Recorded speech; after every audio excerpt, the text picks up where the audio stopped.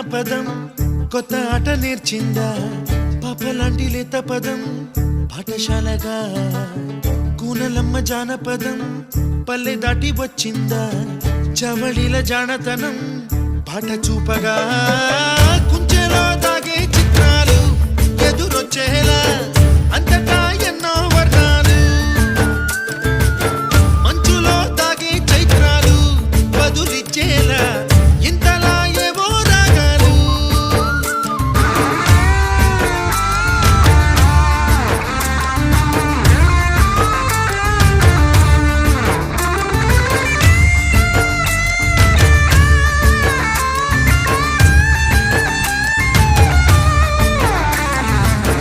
ఆకతాయి సందడిగా